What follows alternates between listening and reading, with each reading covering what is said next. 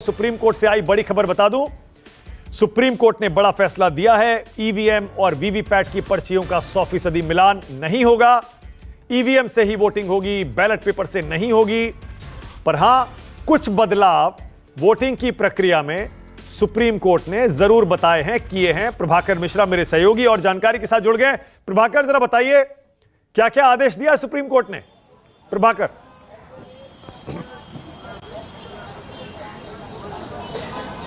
मानक, सबको उम्मीद थी कि कुछ बड़ा बदलाव हो सकता है, कुछ बड़ा आदेश आ सकता है, तो मैं इसे कहूंगा कि कोई बड़ा आदेश नहीं है। सुप्रीम कोर्ट ने, जैसा आपने बताया कि सुप्रीम कोर्ट ने कह दिया कि 100% वीवीपैट की गणना नहीं की जा सकती। सुप्रीम कोर्ट ने उस मांग को खारिज कर दिया। लेकिन ईवीएम को लेकर जो सवाल थे उस पर सुप्रीम कोर्ट ने 2 दिशा निर्देश जारी किए हैं।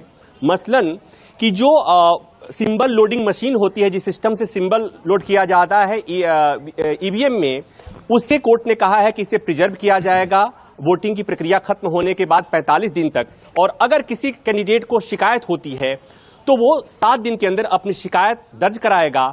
लेकिन ये अधिकार सबको नहीं होगा। नंबर 2 और नंबर 3 यानी दूसरे और तीसरे नंबर पे जो उम्मीदवार आए होंगे, जो कैंडिडेट आए होंगे, उनको शिकायत करने का अधिकार होगा। उनकी शिकायत पर जांच होगी, एक्सपर्ट इंजीनियर्स जांच करेंगे। एक महत्वपूर्ण बात यह कि उस शिकायत पर जो जांच का खर्च आएगा वो उम्मीदवार उठाएगा। अगर टेम्परिंग का कोई एविडेंस आता है, कुछ जांच में कुछ ऐसी बात पाई जाती है, तब तो उम्मीदवार का पैसा उसे वापस कर दिया जाएगा, नहीं तो वो पैसा सरकार के पास रह जाएगा। तो ये एक निर्देश सुप्रीम कोर्ट की तरफ से आया है। एक महत्वपूर्ण बात यह भी कि जस्टिस संजीव खन्ना और जस्टिस दीपांकर दत्ता की बेंच ने फैसला सुनाया।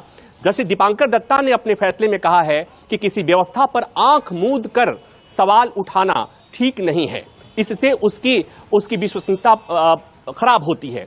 तो ये एक तरह से सुप्रीम कोर्ट का फैसला कि ईवीएम पर इस तरह से आप आंख मूंद करके गैर जरूरी ढंग से सवाल नहीं खड़ा कर सकते।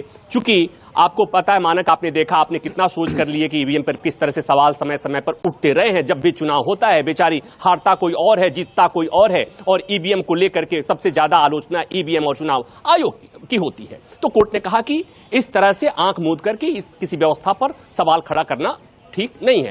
तो कुल मिलाकर ये कि मतदाताओं की वोटिंग पर कोई असर नहीं पड़ेगा, काउंटिंग पर कोई असर नहीं पड़ेगा।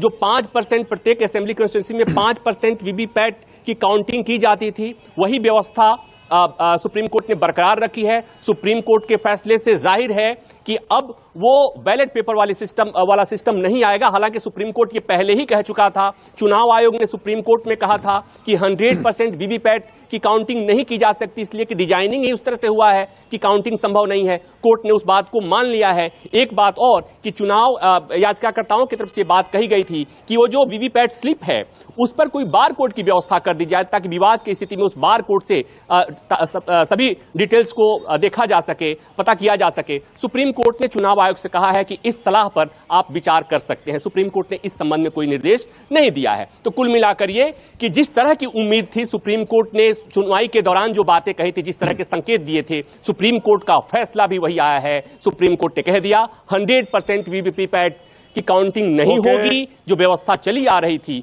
वही रहेगी। हाँ, ये बात और है कि ये जो बाकी जो 2 डायरेक्शंस हैं, मुझे लगता है कि आम मतदाताओं को इससे बहुत मतलब ओके, थैंक यू, धन्यवाद प्रभाकर इस जानकारी के लिए।